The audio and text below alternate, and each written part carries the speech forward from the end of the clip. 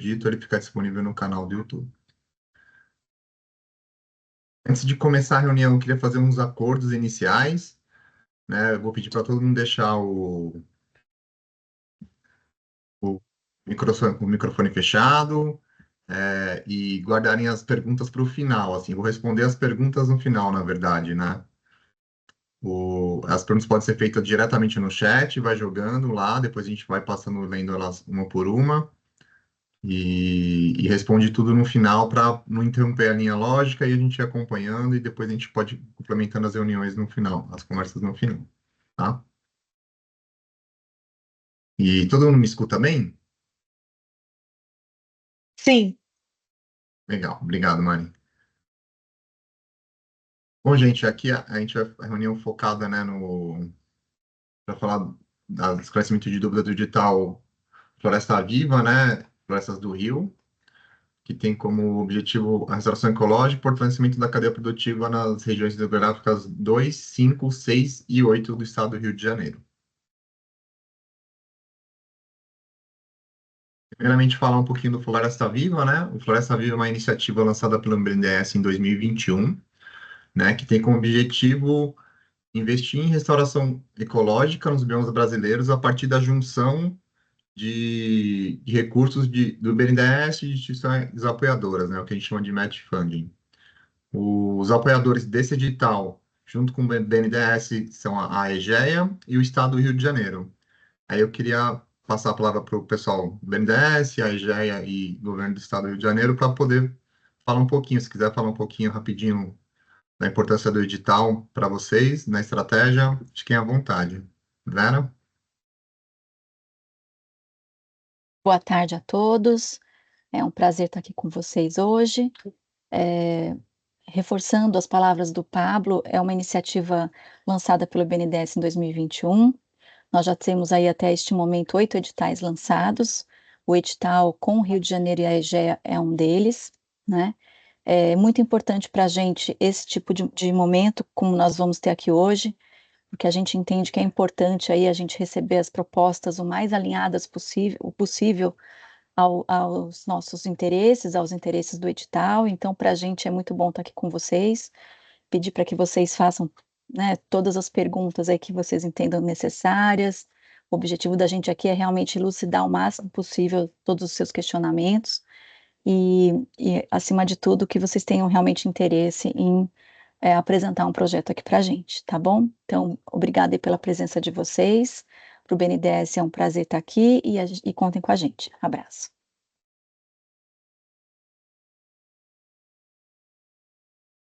Bom, boa tarde, obrigada aí pela participação de todo mundo, pelo interesse e engajamento. Eu falo aqui em nome da IGEA, a gente tem aí uma atuação no Rio de Janeiro, né, tanto na região da Baía de Guanabara quanto na região dos Lagos, e água é o nosso negócio. Então, quando a gente viu essa possibilidade de um projeto tão, tão bonito e entendendo realmente que a gente precisa ganhar escala, precisa ganhar parceria, precisa ter esse conhecimento de território que as empresas têm, a gente viu a possibilidade de entrar aqui no Floresta Viva para justamente conseguir ampliar esse impacto e esse cuidado com as florestas, né, que tem toda a conexão com a resiliência hídrica, com a segurança hídrica, que é tão caro para a gente. Tá? Então, agradeço, faço minhas as palavras da Vera, aproveitem esse espaço aqui para tirarem todas as dúvidas, porque para a gente é um momento muito rico poder ter essa troca aqui com vocês. Tá bom? Muito obrigada. Ô, Pablo, acho que eu vou aproveitar também e falar aqui em nome da Secretaria Estadual do Ambiente e Sustentabilidade. Acho que para a gente é um prazer enorme ver a quantidade de parceiros ou possíveis parceiros aqui presentes nessas capacitações que a gente tem feito, o desafio que é posto para o estado do Rio de Janeiro em termos de restauração ecológica é um desafio bastante audacioso, recuperar 440 mil hectares até 2050, e uma das formas que a gente entende que vai conseguir chegar é através de editais como esse, né, utilizando esses match funds com parceiros, com a EGEA, com o BNDES, através do Floresta Viva e capitaneado aí pelo apoio do FUNBI na organização do sistema. Então, espero que tenha sido proveitoso para todos que puderam participar das outras atividades de capacitação que tiveram, para quem não pôde participar por não ter se inscrito na manifestação prévia, que consiga tirar todas as dúvidas que ainda porventura existam nos editais. A gente tem uma expectativa muito grande de receber excelentes projetos, que a gente consiga ter uma boa dor de cabeça, que é ter mais projeto e mais área do que a gente tem de recurso hoje disponível, né? Então, essa é a dor de cabeça boa que a gente está querendo ter aqui, né? Acho que, então, também, sem querer fazer mais do mesmo, mas parafraseando tanto a Vera e a Maíra, acho que a gente possa ter um excelente encontro e que ninguém saia aqui, se a gente não conseguir esclarecer todas as dúvidas, mas que pelo menos a gente tire a maior parte das dúvidas aqui hoje. Obrigado, Pablo, pessoal. Certo, obrigado, gente. Bom, e aí, lá em 2021 para 2022, o fundo ele foi selecionado, né, numa chamada pública do BNDES para ser o parceiro gestor da iniciativa do Floresta Viva. Então, a gente é o responsável pela organização e condução dos processos de seleção. Esse edital é parte desse processo de seleção, dentre os que a gente faz, a contratação e acompanhamento e monitoramento dos resultados dos projetos contratados, né? Esse é o papel do FUNBIL dentro do Floresta Viva. Bom, caindo especificamente no edital Florestas do Rio, o objetivo do edital é a restauração ecológica e o fortalecimento das cadeias produtivas da restauração nas regiões hidrográficas, das RHs 2, 5, 6 e 8 do estado do Rio de Janeiro. Né? E aí a gente tem um pouco aqui, falar um pouco da área de abrangência, né? Que são essas 4 RHs, né? A do Guandu, a RH2, Guandu, Corredor Tinguabocaina, a RH5, Baía de Guanabara, a RH6, Lago São João, e a RH8, Macaé e das Ostras, né? E a gente ainda tem dentro da área de abrangência os municípios com áreas prioritárias, né?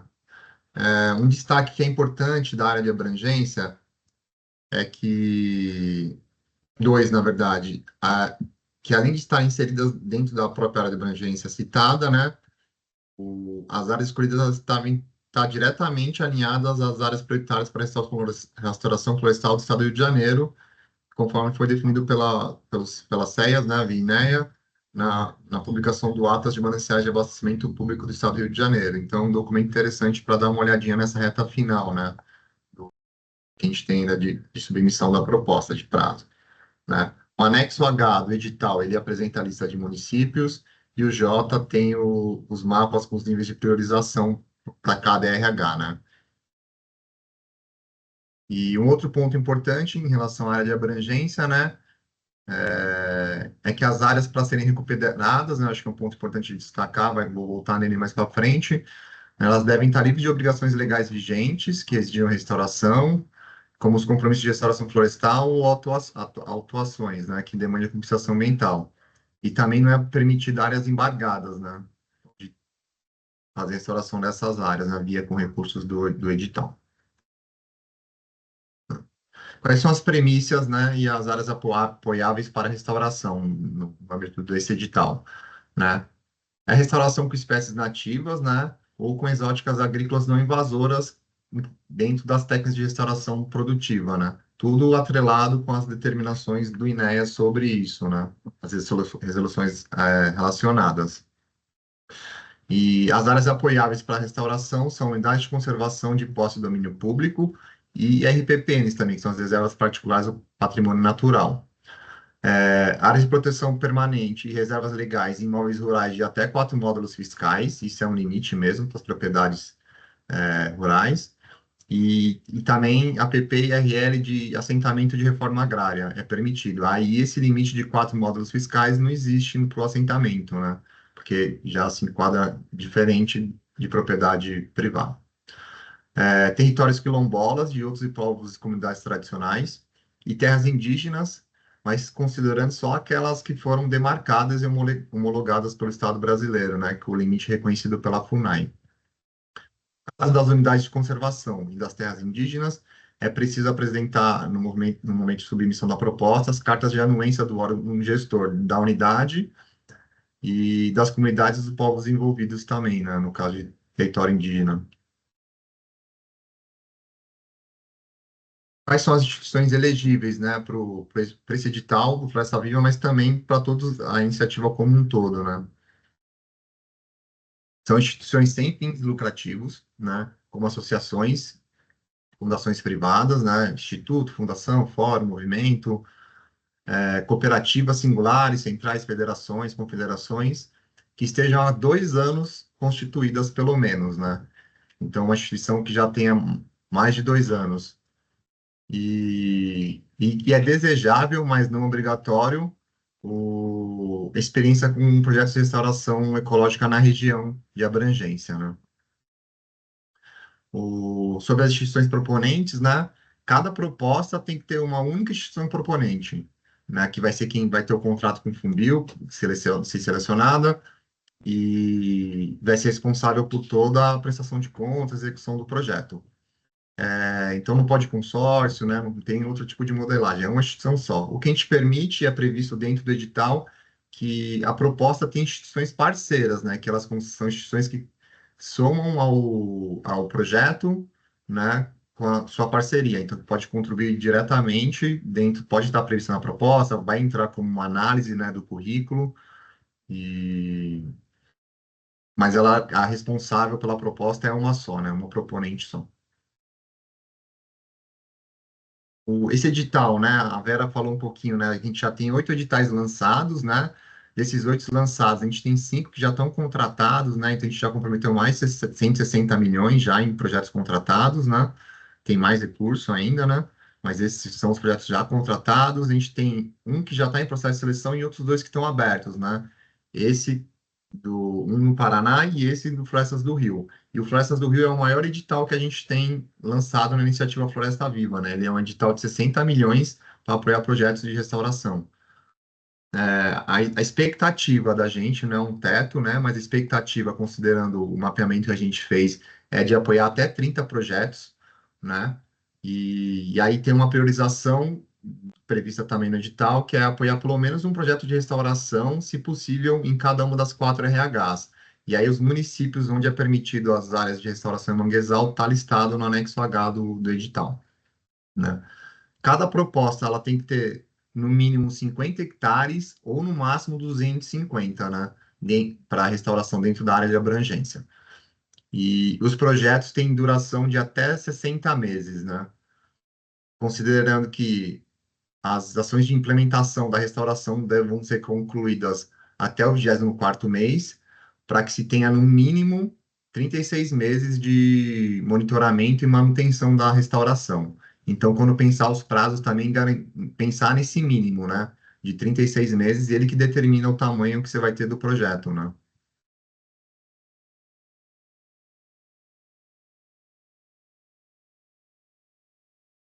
Bom, e aí a gente tem algumas orientações no edital, vou repassar elas aqui para abrir também pontos para a gente de conversa, de dúvida, né? Que são orientações gerais para a elaboração das propostas.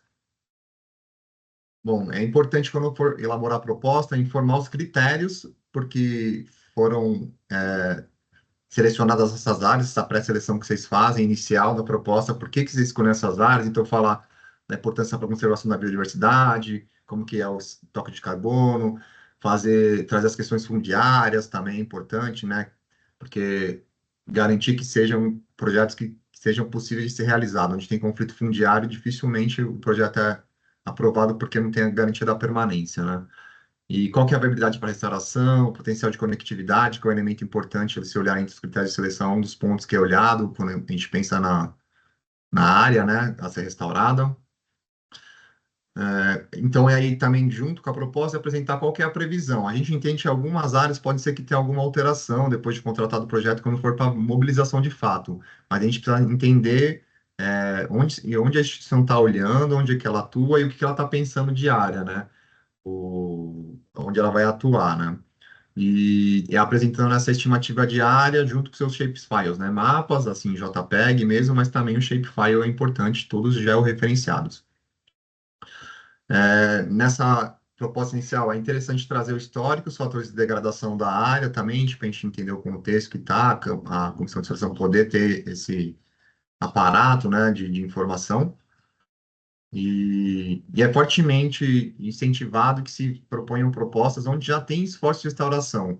Isso pensando que é importante para gerar um fortalecimento mais robusto da cadeia produtiva da restauração, onde já tem projeto acontecendo, já provavelmente está dinamizado de uma certa forma a cadeia e desenvolver projetos nessas áreas, proximidades, né, nesses entornos, ajuda também a ganhar um pouco mais de escala e fortalecer mais a cadeia, né, para aumentar essa demanda que possa vir, né, futuro. E aí todas as propostas submetidas devem apresentar pelo menos as seguintes etapas, né, que é o mapeamento diagnóstico, né, para a elaboração do projeto executivo, articulação local com mobilização de parceiros, isso tem que estar pensado já inicialmente, né, pensar também o preparo das áreas e como que vai ser as implementações das técnicas, né, lógico que a gente não sabe a técnica totalmente vai ser feita, porque depende do diagnóstico, mas é importante já ter uma previsão a partir de um diagnóstico inicial. Pensar também na proposta já a manutenção e monitoramento e as ações de fortalecimento da cadeia produtiva, né? E quais são as diretrizes específicas para a elaboração do projeto executivo de restauração, né? Bom, o projeto executivo ele tem que ser apresentado em até 6 meses após o início do projeto. Ele precisa ser elaborado pela equipe técnica, que tem um registro de ART, após uma construção participativa com os atores locais. Então, essa mobilização inicial vai ser importante, né, para envolver produtores rurais, unidade de conservação, comunidade tradicional que vai estar envolvida. Na elaboração da proposta, vocês têm que ter isso em mente, né? Tem que ter essa mobilização junto, né? Vai ter que pegar a carta de anuência, um monte de documentação, né? O modelo do projeto de restauração é o modelo do anexo 1 da resolução do INEA 143, de 14 de junho de 2017. Esse é o modelo que a gente está adotando para esse edital do Florestas do Rio, que a gente tem em parceria com o Estado do Rio de Janeiro. Como eu disse anteriormente, mas enfatizando, os projetos executivos eles não podem ser elaborados em áreas para quais já existem obrigações legais vigentes, né? Isso é uma restrição do Floresta-Visma como um todo. E é importante nessa elaboração do projeto executivo localizar e identificar as comunidades afetadas, como que elas vão ser beneficiadas ou impactadas pelo projeto, e também como que é o acesso às áreas do projeto, né? Isso já pensando pós-contratação, então o projeto executivo é para os projetos que forem selecionados. E é importante também, né, definir já as estratégias para restauração e quais vão ser as técnicas de restauração a partir do diagnóstico que vai ser realizado. Que aí, quando for para campo elaborar o projeto executivo, é que de fato vai saber o que vai ser feito em cada área, né? A gente vai ter na proposta um olhar inicial de vocês, mas a partir do momento que tiver a implementação, né, do projeto de fato, é que vocês vão ter os elementos reais, né? Análise de solo, visita de campo, levantamento florístico, que vai poder determinar qual que vai ser a estratégia de restauração.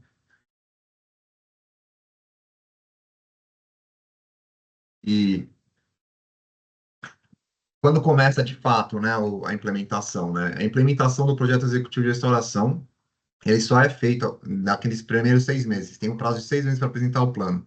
Apresentou o plano, né? Vocês podem começar a implementação somente após a aprovação do projeto executivo pelo núcleo gestor e pelo órgão estadual de meio ambiente. Então, vai passar pelo crivo de Fumbio, a EGEA, Estado do Rio de Janeiro, e também pelo órgão estadual, né?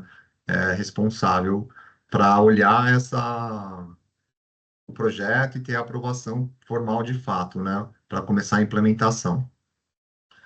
Então, isso é legal também entender esses times, né? Quando pensar o cronograma do projeto, pensar que tem esses times, né? De, tipo, submissão do projeto, elaboração do plano, do projeto, executivo de restauração, a aprovação deles, que tende a ser rápida, mas a gente tem um volume muito alto de projeto pode ser que fique um pouco mais moroso, pode ser que esteja pedido de ajuste. Então, quando for pensar esses cronogramas, entender que esse tempo de 60 meses ele é para ser usado mesmo, entendendo que tem vários trâmites a serem cumpridos, né, até iniciar de fato a implementação da restauração em campo, né? Sempre considerar, tanto no projeto quanto for de fato para a implementação, a relação custo-benefício na seleção das técnicas, pensando sempre na relação de baixo custo, sempre que possível, tem em mente aumento de escala, né, da restauração. Uma das metas do Floresta Viva é gerar restauração em larga escala, então a gente sempre tenta ter um custo-benefício nesse sentido para poder ter mais área restaurada, né? Então sempre ter isso em mente também, né? É a diretriz de uso de espécie nativa, né, da região, de ocorrência, né? E também as exóticas agrícolas não invasoras, né, no caso de conservação, de restauração produtiva, como os sistemas agroflorestais. E como eu já pontuei, né, implantação no máximo até o 24º mês, para que se garanta 36 meses de manutenção e monitoramento, fechando 60. Se o projeto de vocês prevê a implantação até o 18º mês, sei lá, um projeto de 50 hectares, que consegue em 6 meses aprovar o plano de restauração, e tem 12 meses para iniciar a implantação, e concluir ela, teria mais 36 meses, então podia ser 54 meses, né, de projeto, dando um exemplo aqui para entender como que é essa modelagem, mas tem que garantir os 36 a partir da conclusão da implementação. E aí, em relação às diretrizes para o fortalecimento da cadeia produtiva, né, a gente pensou muito no sentido, desenhou o edital pensando muito nas capacitações de viés prático, né, e então a gente tem uma lista lá de possibilidades, de sugestões de capacitação, mas eu acho que quem atua no território vai saber entender qual que é a demanda real de cada proposta, né, para poder trazer o desenho de proposta. Mas quem são considerados os atores da cadeia? Os produtores rurais, os agentes de ATER, coletores de sementes, produtores de mudas, representantes de associações e sindicatos rurais, ONGs, empresas implementadoras de projetos de restauração. A gente entende que eles estão dentro dessa cadeia de restauração, então eles podem ser beneficiários dessas capacitações. E aí é legal pensar nesse desenho das capacitações, importante, pensando no fortalecimento, que essas pessoas que sejam capacitadas sejam envolvidas também de alguma forma dentro do projeto. Então, você vai capacitar coletores de sementes, envolva eles no sentido de comprar talvez as sementes deles e fornecer para produzir as mudas, né, ou para usar numa semeadura direta. Pensar, um viverista vai dar a capacitação para ele, vai começar a produzir a muda, e comprar as mudas deles para o projeto, pensar esse desenho para que o projeto seja um dinamizador da cadeia produtiva local.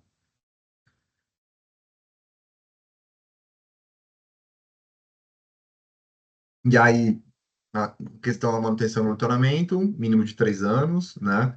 Os indicadores de restauração a serem adotados no monitoramento, eles precisam, tanto os indicadores quanto os valores mínimos, né, para serem atingidos ao longo do projeto, eles precisam estar em conformidade com a resolução do INEA 143, né, de 2017. É importante, quando for pensar um monitoramento e a manutenção, incluir uma análise de risco, para já conseguir prever as ações de mitigação, né, ou ações de correções que devam ser tomadas no caso de algum risco que possa vir a ocorrer. E a gente sugere fortemente que se pense em parcerias, né, para garantir que as ações de monitoramento e manutenção possam ocorrer após a finalização do projeto. Quem trabalha com restauração sabe que em 60 meses, né, dá para dar um start legal na área, mas restaurar de fato e acompanhar a evolução, às vezes não é o suficiente, né, a evolução desse processo de restauração ecológica, de sucessão ecológica a ser restabelecido.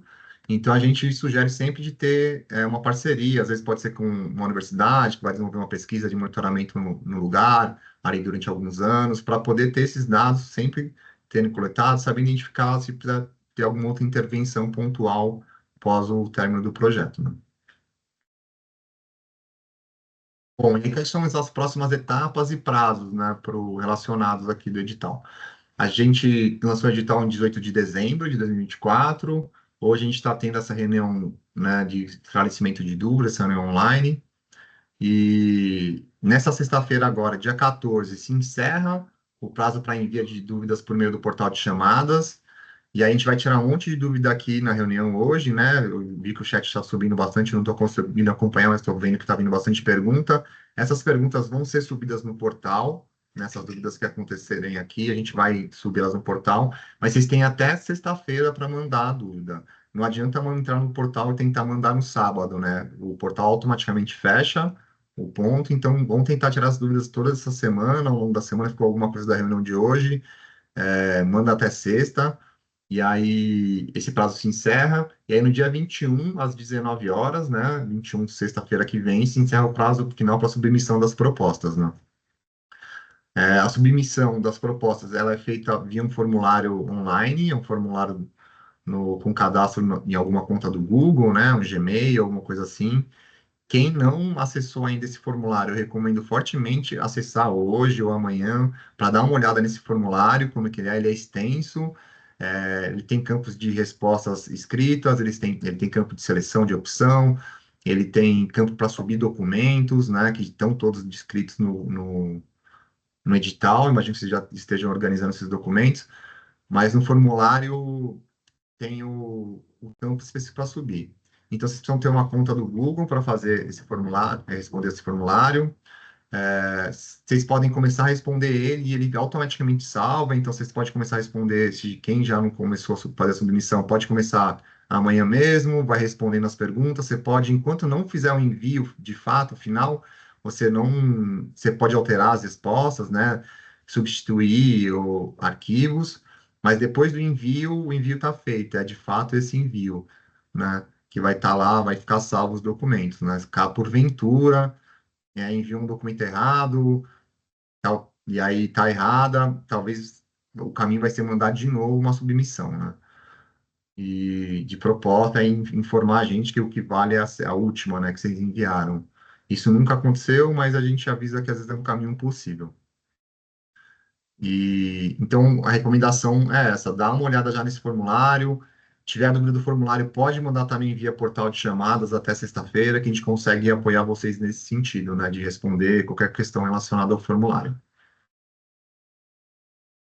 E aí, depois da submissão de propostas, a gente entra no processo de seleção das propostas. E como que é feito esse processo? Ele é feito em 2 etapas, né?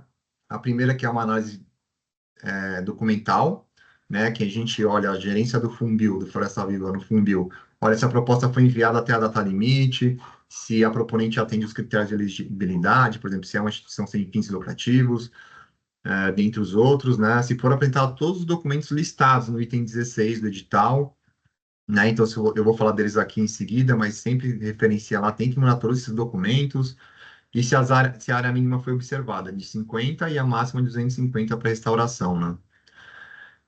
As propostas que passarem nessa primeira análise, elas seguem para a segunda análise, que é a análise técnica, né?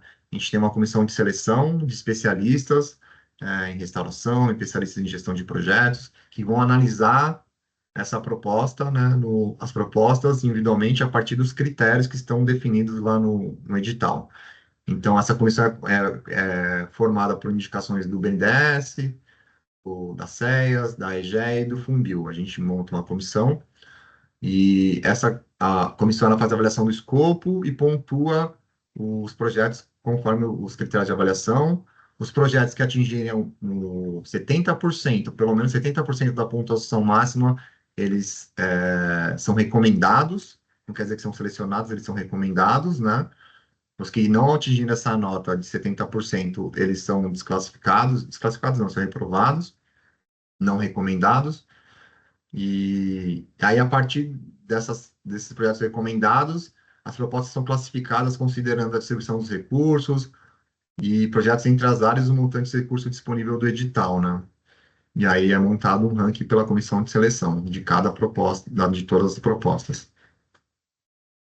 Os anexos para a submissão da proposta, né? Eles estão disponíveis na tela de boas-vindas do edital Florestas do Rio no portal de chamadas do Funbil, né? Esse link aqui. Mas vocês entrarem lá no portal, logo de cara vai estar escrever no Google Portal de Chamadas Funbil, todo mundo acho que já deu uma olhada, mas está lá, vai estar o edital, o Florestas do Rio, você clica lá, já abre a tela de boas-vindas, né? Lá você vai ter o formulário de submissão de propostas, já linkado, então você pode acessar por lá também o link, e tem todos os anexos, né, do edital. O anexo A, que é dados cadastrais públicos da instituição proponente, que é vocês que estão propondo. O anexo B, que é a identificação das parceiras, é muito parecido com o anexo A, mas ele é focado nas parceiras, tem umas perguntas a menos, mas é sempre importante para cada parceira colocar um anexo B, né? O anexo C, que é a apresentação geral do projeto, o anexo D, que é o cronograma de execução física, o anexo E, que é o orçamento e cronograma de desembolso. Se tiver, quem ainda não mexeu no anexo E, começar a mexer essa semana, tiver dúvida, manda no portal. Então, essa semana é muito importante, gente. Não adianta chegar dúvida para a gente segunda-feira, eu tô com uma dúvida aqui, como que faz o preenchimento de tal coisa no orçamento. Pela regra do edital, a gente não pode responder, né? Então, dá uma olhada em todos esses documentos. O anexo F, que é um formulário de apreciação institucional do Funbil, é uma ferramenta desenvolvida pelo Funbil para entender o nível de desenvolvimento de cada instituição. O nível de desenvolvimento não implica se contrata ou não um projeto, então se deu desenvolvimento incipiente, risco alto, isso não impede a contratação do projeto, isso implica para a gente que se esse projeto for selecionado, a gente vai ter um acompanhamento mais próximo no início dele, para ajudar a instituição a entender melhor os fluxos de desembolso, o comprometimento dos recursos, as regras de execução do projeto do Funbil. A gente fica um pouco mais em cima das instituições que têm risco alto, para apoiá-las, né? A ideia é que a gente saiba mapear as instituições que precisam de um apoio mais próximo inicial. E aí tem o anexo G, declaração de incidência de pendências, e o anexo J, que é o termo de anuência de restauração florestal, o TARF. Né? Ele não precisa ser apresentado agora, mas ele precisa ser apresentado pelos projetos selecionados no momento de apresentação do projeto de restauração, executivo de restauração. A gente tem o edital e também os mapas da área de abrangência e o mapa das áreas prioritárias em shapefile. Então, eles estão todos disponíveis lá no edital, esses documentos. E aí, quais são os documentos obrigatórios lá do item 16 do edital, né? É a inscrição do CNPJ da instituição, aquele cartãozinho do site da Receita mesmo, né? Pode mandar, é o que a gente precisa. Estatuto social vigente, registrado em cartório, então é o estatuto que está valendo nesse exato momento da instituição, né?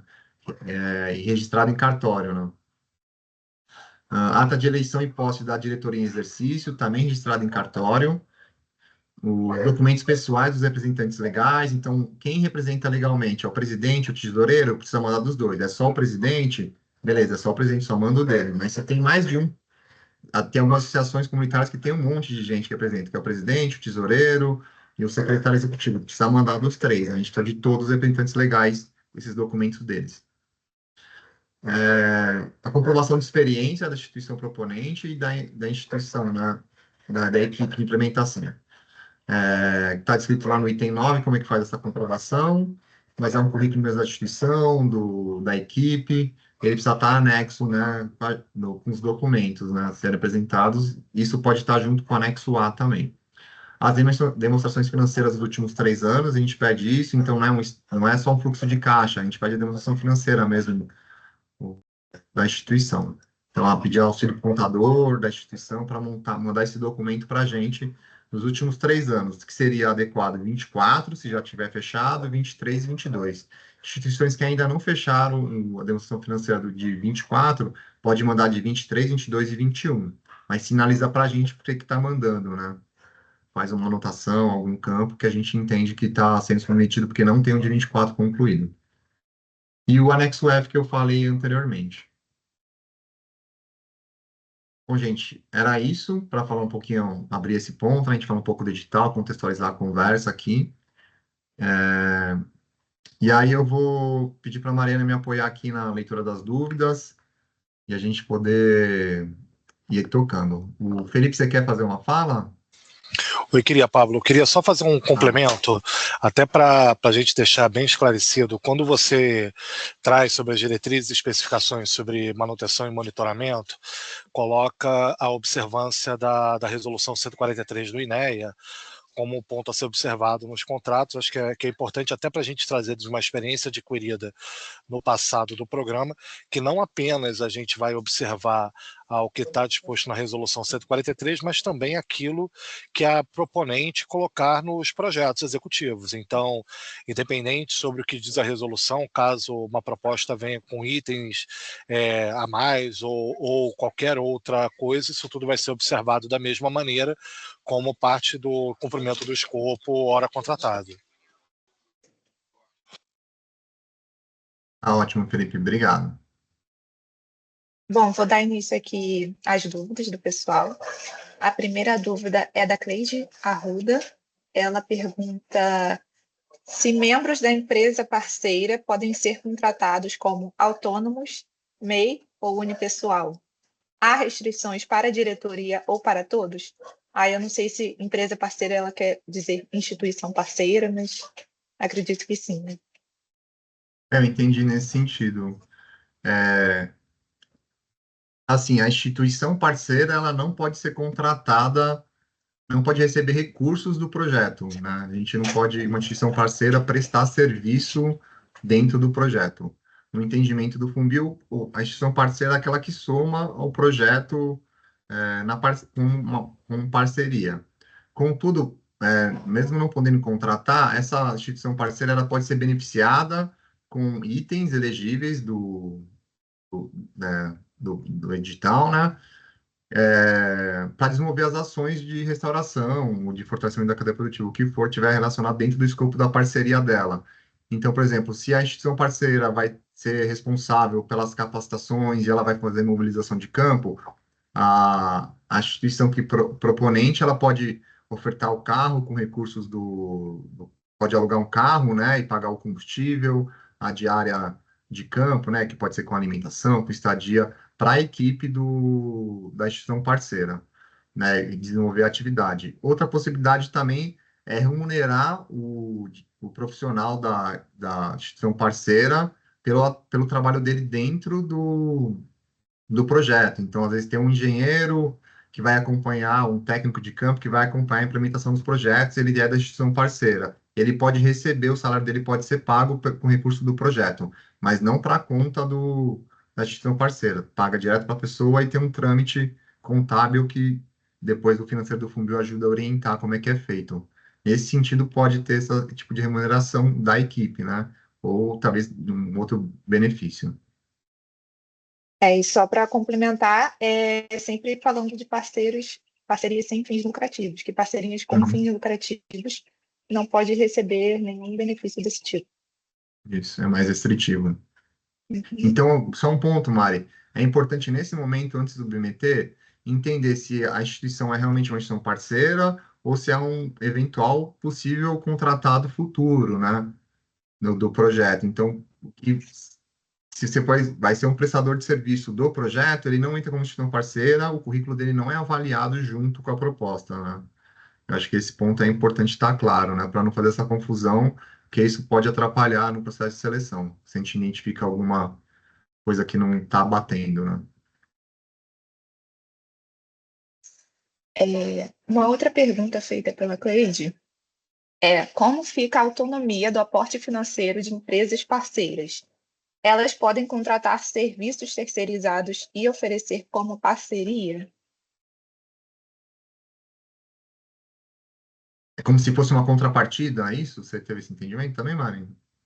Eu entendi dessa Isso. forma. A parceria dela é tipo, vou contratar um serviço que é de geoprocessamento das imagens, né? Vou fazer um mapeamento, a parceira está entrando com um recurso, né? Contratou alguém para fazer esse serviço de mapeamento das áreas. Entra até como contrapartida do projeto, né? Então é possível. E aí, Cleide, também, se você precisar complementar com alguma informação, pode ficar à vontade para abrir o microfone. Ela pergunta também, como operar nos modelos de contratos de comunidades que não necessariamente têm organização social institucionalizada?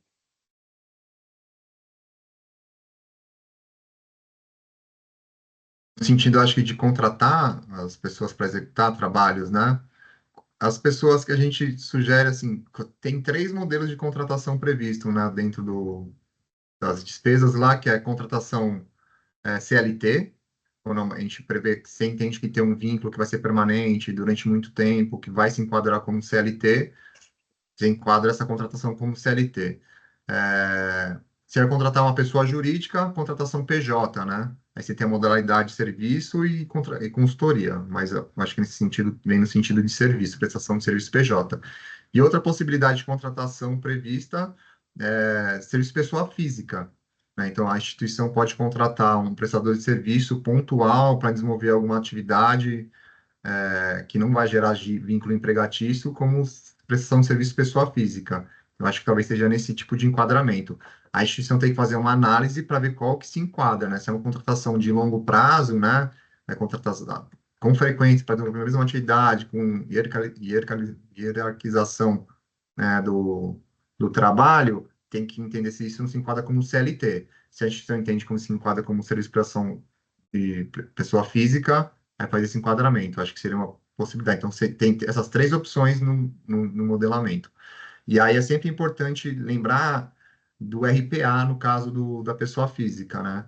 Reter esse imposto, prever, então, já no projeto agora, né? Então, na proposta de vocês, pensar todos os impostos atrelados, tanto na remuneração do CLT, quanto nos encargos que você tem que ter de retenção de imposto, tanto para serviço PJ, que é responsabilidade do contratante, ou do RPA para o serviço de pessoa física. Já está previsto isso dentro dos valores, para não ter um susto depois da contratação. Aí, nesse mesmo sentido de contratação, ela pergunta como que funciona para funcionários públicos. Funcionários públicos eles não podem ser remunerados com recursos do projeto, com exceção de professores de universidades públicas, né? Que possam estar atuando dentro do projeto como coordenador, como algum especialista específico. É a única funcionário público que pode ser contratado dentro do projeto. O restante não é permitido o pagamento com recursos do projeto. Aí pode ser uma contrapartida, pode ser uma parceria, aí entender melhor esse enquadramento. E bolsas de estudo? Dentro do Floresta Viva, a gente permite bolsas de pesquisa, né? Ela tem que seguir as regras de políticas de bolsas do Funbil, então eu recomendo jogar no Google mesmo, entrar no site do Funbil e procurar a política de bolsas. Eu não vou entrar em detalhe aqui porque ela é longa e extensiva, mas a política de bolsas aqui, no caso, para o Floresta Viva, o que é importante estar destacado se for ter pesquisa dentro do projeto, que não é o nosso foco é restauração, mas se for ter uma pesquisa associada, sei lá, vai desenvolver, fazer um teste de técnica de restauração, vai fazer um monitoramento das áreas de restauração, vai ter um bolsista de pesquisa lá, ele precisa estar realmente atrelado com os objetivos do projeto e do edital. E aí vai ser avaliada a pertinência, e aí a bolsa tem que ser paga por instituição que possa fornecer bolsa, uma fundação de pesquisa, né? Então tem que prever esse convênio, às vezes, com alguma fundação que tem vínculo com a universidade para poder fornecer essa bolsa, né? Então isso também está previsto, né? Ou ver se, às vezes, no caso mesmo, em vez de ser uma bolsa de pesquisa, às vezes a gente tenta colocar, a gente vê que as instituições tentam colocar a bolsa como uma forma de remuneração. E aí não é o caso, né? A bolsa é um auxílio para pesquisa, né? Se for uma forma de remuneração, pensa outros modelos de contratação que a gente respondeu anteriormente agora.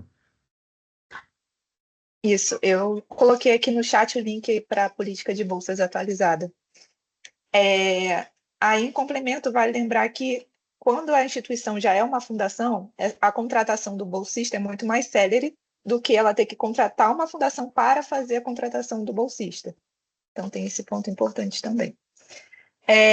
Aí temos uma pergunta aqui da Jaqueline, do Sindicato Natividade. Somos um sindicato, nossa atuação é nos municípios de Natividade e Varre-Sai. Somos uma entidade de ATER, do Estado, credenciada na Anater. Podemos participar? Entendo que ela pergunta se são elegíveis. No caso específico de sindicato, se a Clarissa estiver escutando a gente, eu vou pedir para ela ajudar a responder. Se o sindicato ele for uma entidade sem fins lucrativos, ele pode participar, né, como proponente. Se não for, ele pode ser parceiro, né? Clarissa? Sim, Pablo, eu ia sugerir que a Jaqueline envie para a gente o estatuto do sindicato, porque aí Uhum. precisa ser olhado pelo nosso jurídico com calma para te dar uma resposta, Jaqueline. Então, aproveita que ainda está no período de dúvidas essa semana e encaminha a documentação para a gente poder te responder com mais segurança. Sim, boa tarde. Isso é a minha dúvida, porque nós somos aqui da região noroeste. Se a gente poderia estar participando, a gente é sem fins lucrativos. E eu enviarei, sim, o estatuto. Uhum. Muito Tá bem. obrigada. O estatuto você não vai conseguir enviar pelo portal, então você manda a pergunta no portal e manda o documento para a gente via florestaviva@fumbil.org.br, tá bom? Tá, joia. Aí sinaliza na pergunta do portal, né? Tá ok. Obrigada. Obrigado, Clarissa. Obrigado, Jaqueline. A próxima pergunta é da Caroline. Ela pergunta se as áreas de atuação podem ser somente nas regiões prioritárias. Sim, podem ser somente nas regiões prioritárias. Precisa atender os outros critérios de área mínima, mas não tem restrição, né, de atuar só nas regiões prioritárias. Aí eu não sei se ela quis dizer isso ou se ela quis dizer fora das regiões prioritárias também está incluso como área de abrangência do edital? Estando dentro das RHs e dos municípios prioritários, está dentro dessa área de abrangência. E aí, nos critérios de seleção, tem pontuações diferentes conforme o nível de prioridade, né? Bem nesse ponto específico da área, né? Então, o subcritério, ele é pontuado comparando as áreas, né? Não a proposta como um todo. Então, tem uma diferença na questão da avaliação da comissão. O Alexander perguntou se áreas públicas acima de 4 módulos fiscais são elegíveis. Aí, talvez para a gente dar uma resposta mais precisa, Alexander, se você quiser definir o que seriam essas áreas públicas. Olá, boa tarde. Não, são áreas pertencentes a uma unidade de ensino, né, da Secretaria de Estado de Educação. Aí elas são uma área de um curso técnico, né, de agroecologia. A propriedade total é acima de 4 módulos fiscais. Então, está dentro da área prioritária, dos municípios prioritários. Só que tinham duas respostas diferentes. Uma que dizia que sim, outra que dizia que não, no portal. Aí essa foi a minha dúvida, entendeu? Mas no mesmo edital ou você pegou respostas de outro edital? Não, era do Florestas do Rio. Tá. Foi respondido até Essa... dia 17/2. A resposta estava até dia 17/2, 7 de fevereiro. Uhum.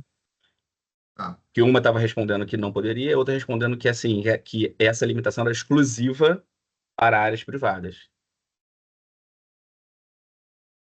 Tá, mas o exemplo que você trouxe não é permitido, não é uma unidade de conservação, né? É uma área pública, mas ela não é uma unidade de conservação, um terreno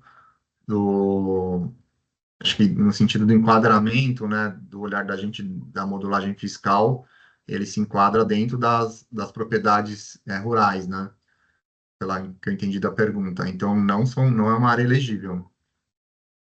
Então, a única área pública teria que ser de unidade de conservação. Isso, o assentamento também, né? Eu acho que se Uhum. enquadra como área pública de uso coletivo, né? Uhum. Aí é permitido também, né? Então, só aproveitando, então, a oportunidade. Então, assentamentos já tiveram a titularidade. Então, você Sim. tem algumas áreas comuns nesse assentamento, né? As reservas legais normalmente são em consórcio, né? E também você talvez tenha as APPs, não dos lotes específicos que foram desassentados, já com titularidade, mas também que são, além disso, tipo de um rio, por exemplo, o Apiaçu, ou Macacuí, etc. Você precisaria da anuência do INCRA, então. Sim. Entendi. Acho que já é a próxima pergunta aqui, né? Quem que é o representante legal? A gente precisa da anuência do INCRA para a unidade de conservação, desculpa, para assentamento, e dos assentados, né? Então, sentar lá com a cooperativa que representa, com a associação de assentados, e também ter uma carta de anuência deles, que vai ter o projeto desenvolvido, né? Junto.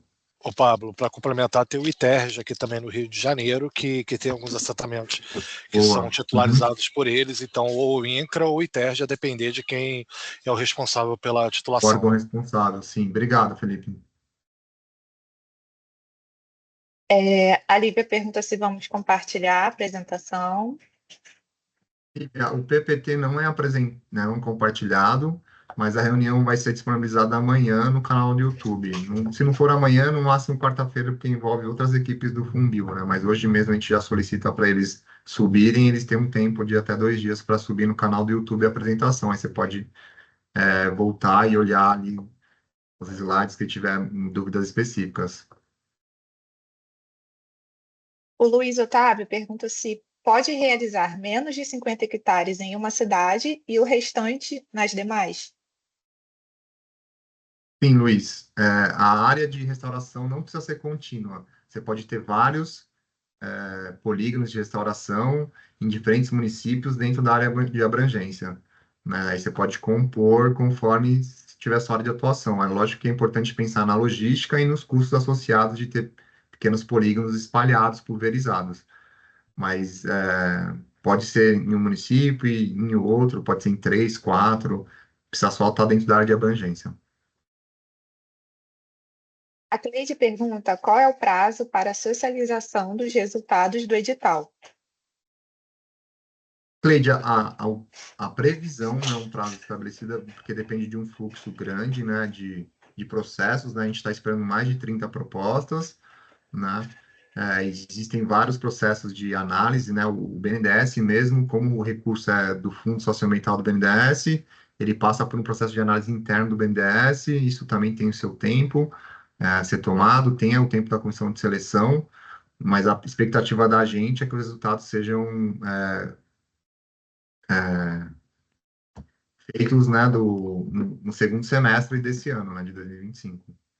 Meados, assim. É uma expectativa, uma projeção que a gente tem. Pode ser um pouco mais antes, pode ser mais para o final. A ideia é já, meados, a gente já está com o resultado do edital.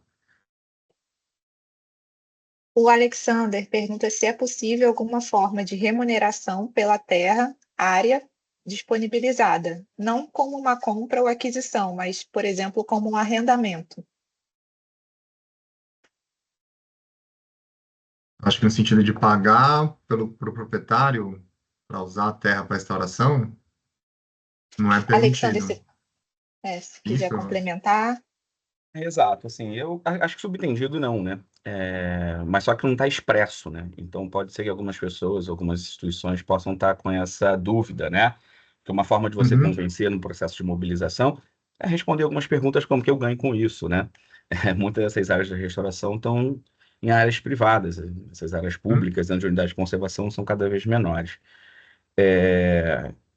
Eu acho que não, sabe? Mas como não está expresso, e eu acho que muita gente pode ter essa dúvida, é importante vocês responderem. É meio como você remunerar. Por exemplo, assim, a gente sabe que um dos resultados depois é a assinatura de um TARF, né? Por conta do proprietário, né? De um termo de anuência dele da restauração florestal, e que ele vai disponibilizar a área por um tempo ali, uma servidão florestal. Então, essa servidão florestal poderia ser remunerada ou não, assim, pelo período que ela vai estar disponível ou não, né? Por uma compensação, coisa do gênero. Então, é mais uma dúvida mesmo. Não pode, Alexandre. A gente até em outro edital recebeu uma proposta que previa pagamentos por serviços ambientais e não foi aprovado por causa disso. Assim, não pode prever esse pagamento, né? Você pode prever uma modelagem, mas com recursos do edital você não pode remunerar, né? Acho que respondendo sua pergunta, o que ele ganha é que ele vai estar regularizando a terra dele sem botar a mão no bolso, né? Não, sim, Mas sim. Esse argumento a gente sempre utiliza, mas eu acho que era bom ficar claro, porque essa dúvida pode ainda pairar, né? E talvez nos próximos editais ficar mais expresso ainda nas despesas não elegíveis, né? Tá, entendi. Obrigado pela sugestão. Obrigado.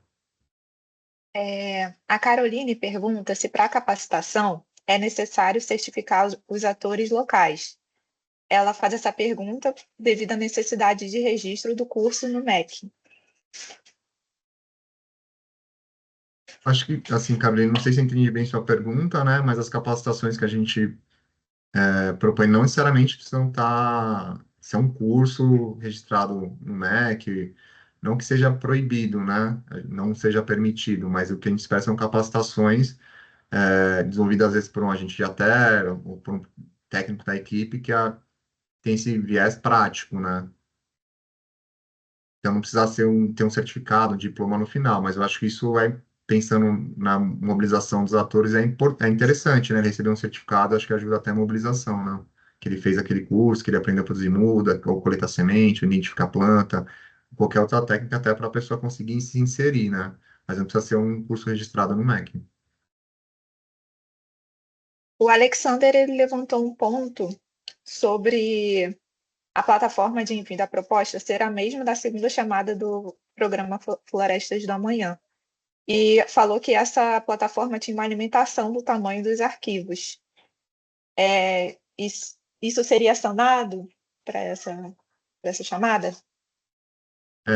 Eu acho que é uma boa pergunta, porque casa com aquele lance de visitar o formulário agora, né? Eu não lembro de cabeça como é que tá, mas a gente passou por isso, isso foi socializado internamente no Funbil. A gente permite, acho que até 1 tera dentro de cada formulário hoje. Então é muito, né, espaço disponível, mas cada pergunta tem uma limitação específica, né, de tamanho de arquivo. Então é bom dar uma olhada lá, entender, mas a gente tentou contornar isso já, Alexander, aumentando a capacidade do drive do Funbil de receber esses arquivos.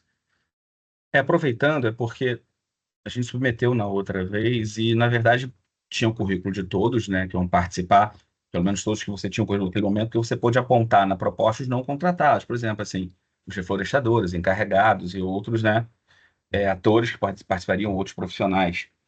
E foi apenas o do coordenador executivo e do operacional, né, que seria a figura de um engenheiro florestal, que ia executar, e o coordenador executivo. E não teve problema, porque foram os únicos que puderam ir, né? Tinha um campo para institucional, né? Você manda o currículo institucional e tem um campo para equipe.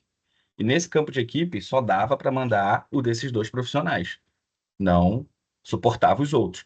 Aí eu quero saber se tem um limite, assim, não, o mínimo de currículos precisam ir é pelo menos do coordenador executivo, do coordenador operacional, etc, entendeu? Se tem esse mínimo... Tá. Alexander, toda equipe indicada no quadro de equipe precisa mandar o currículo, porque a gente vai avaliar o currículo deles para enquadrar nas avaliações das notas, né? E aí, por exemplo, se for o caso de alguém que tem currículo Lattes, você pode colocar o link do Lattes no anexo C, no quadro, e aí a gente clica lá e segue para o link do Lattes, aí vai estar lá. Quem não tiver o Lattes, obviamente, vocês mandam os arquivos, né? Eu acho que, cada espaço lá, acho que tem mais de 10, tem até 10 arquivos para serem subidos, né? Então, às vezes, pode colocar, o que a gente vê, às vezes, é, tipo, colocar toda a equipe num PDF só, currículo de toda a equipe lá dentro, não precisa estar individualizado, pode estar Consolidado. Consolidado num arquivo só. Aí, o tamanho dele, assim, pelo tamanho que a gente disponibilizou, a gente acha que de tamanho não vai ser problema, né? Para upload. A Marina e a Caterina perguntaram: foi dito que haveria estudos adicionais para determinar as regras para uso da técnica de enriquecimento. Houve alguma modificação? Parecer, assim, porque eu não lembro essa informação, de onde foi dito, estava escrito, é uma publicação. A gente, na capacitação que a gente Tá. fez, Pablo, a gente Legal, comentou tá. que a secretaria estava fazendo alguns estudos, mas não houve mudança, né, vale ainda o que está disposto na regulamentação em vigor. Obrigado, Felipe. O Denis pergunta se áreas com espécies exóticas a serem manejadas e que, consequentemente, serão restauradas são contempladas no edital? Atendendo todos os outros critérios, sim, Denis, né? A remoção, o combate de espécies exóticas invasoras, né? Sejam gramíneas, sejam arbóreas, é permitido e fomentado, né? Combater os fatores de degradação e espécie exótica muitas vezes é um deles. Você quer falar, Denis? Sim, boa tarde a todos. Só Boa complementar, tarde. porque no caso no caso dessa área, é uma área que já tem muitas exóticas. No caso é fazer a remoção, fazer o manejo, né? Fazendo o inventário, consequentemente fazendo a remoção, evitando as rebrotas, e aí, ao mesmo tempo, fazer a restauração. Mesmo nessas condições, o edital contempla áreas que vão requerer esse tipo de procedimento? Desculpa, Denis, deu uma cortadinha no final, você pode repetir? Ah, sim, vocês No estão me finalzinho. escutando? Estou escutando. Agora Então, sim.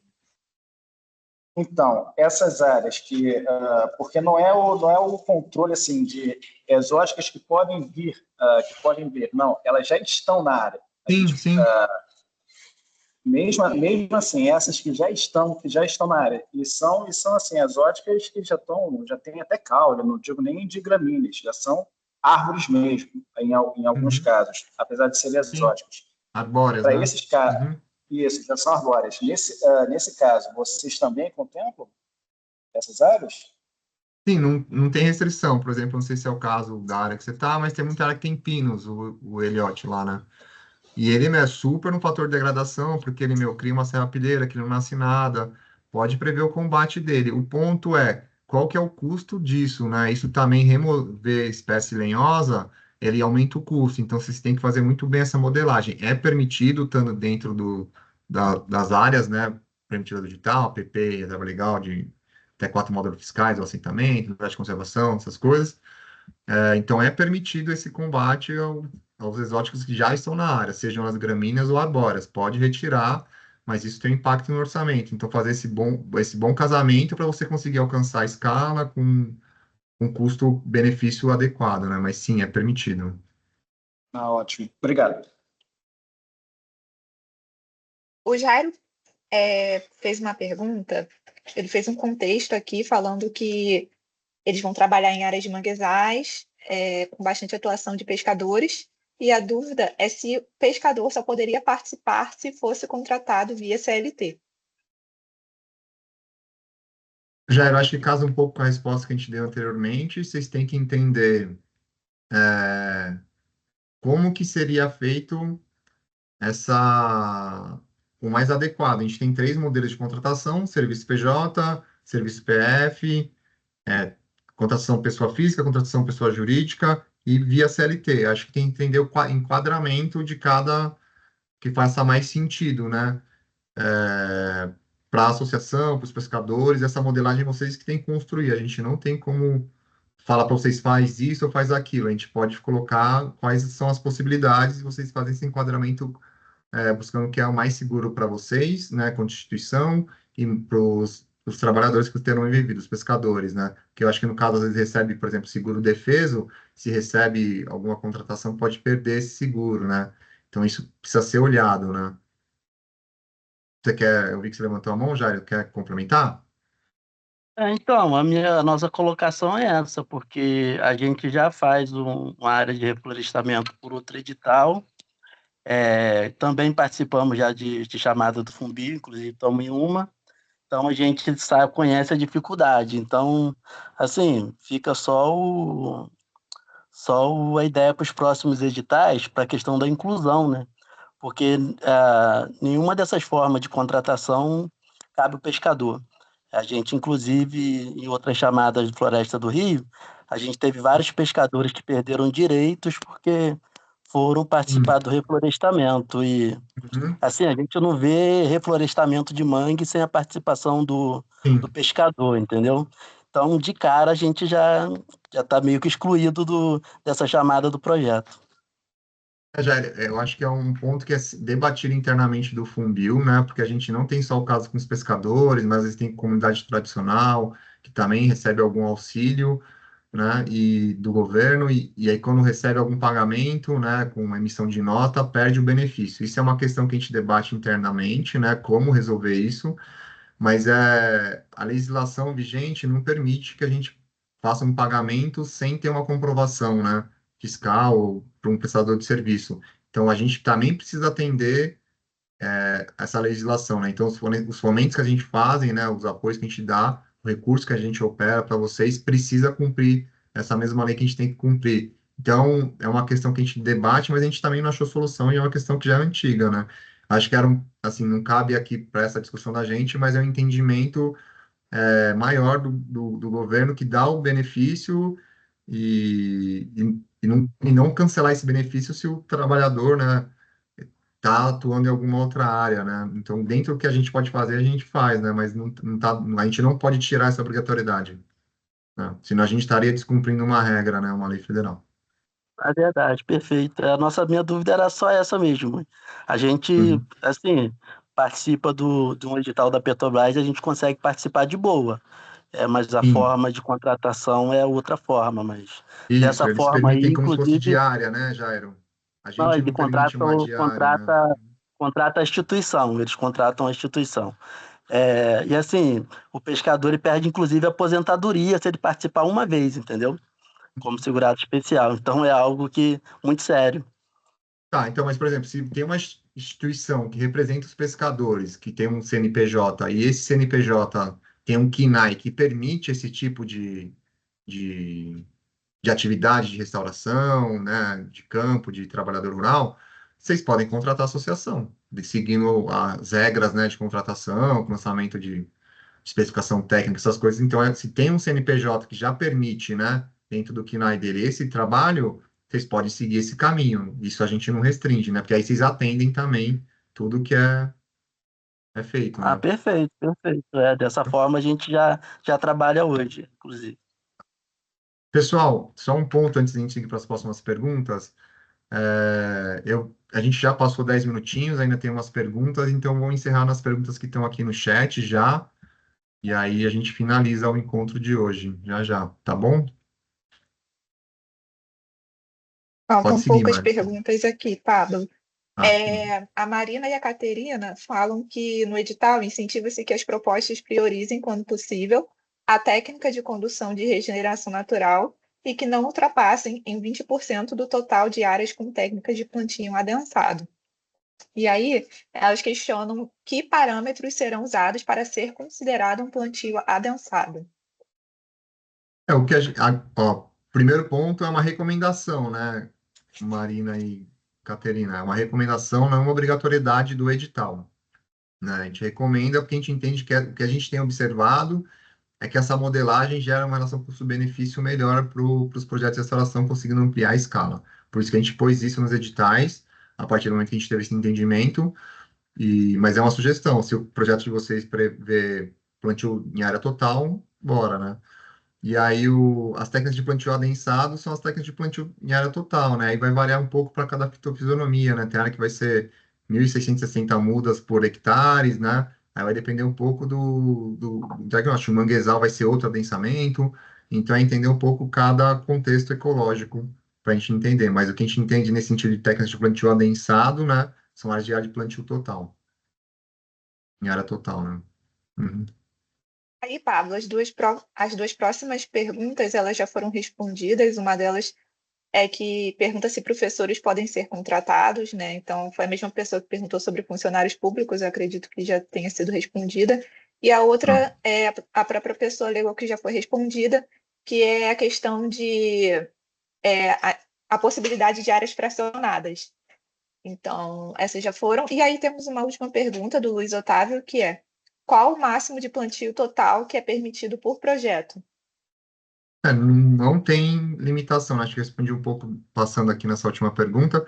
Não tem limitação. Se tiver 50 hectares de plantio total, 250 hectares de plantio total, vocês acham que é a melhor estratégia fazer plantio total nesse tamanho de área? Bora, vocês colocam uma proposta, ela vai ser avaliada, o custo é uma dos critérios de avaliação, com certeza o custo vai ser alto, porque o plantio total tem um custo maior, mesmo que seja feito com semeadura direta, né? Acaba tendo um custo. Então, eu acho que é entender um pouco isso, mas é permitido, não ter limitação por técnica. Nenhuma técnica está limitada em tamanho de área, nem nada. Aí finalizamos as perguntas. Eu não sei se o Jairo está com a mão levantada, eu não sei se ele quer tirar mais alguma dúvida, mas aqui no chat já finalizamos. Tá, acho que ficou, né? Na mão do Uhum, Jair.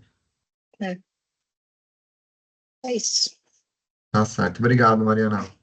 Valeu. Bom, gente, queria agradecer a presença de todo mundo, a participação, as dúvidas que foram tiradas, né? Como eu disse, a gente vai estar disponibilizando no canal do YouTube amanhã ou na quarta esse vídeo. Essas dúvidas que rolaram aqui vão ser. A gente vai subir no portal entre amanhã e quarta também, vocês vão poder consultar de novo. E a gente está disponível para falar com vocês via portal, ali até dia 14. E aí, qualquer coisa que não consegue acessar o portal, acessa a gente pelo e-mail do Floresta Viva, né? florestaviva@funbil.org.br. Tá bom? Obrigado a todo mundo e boa sorte na submissão de propostas. Beleza, pessoal. Boa Obrigada, noite. pessoal. Boa noite. Tchau, tchau. Boa noite. Boa noite.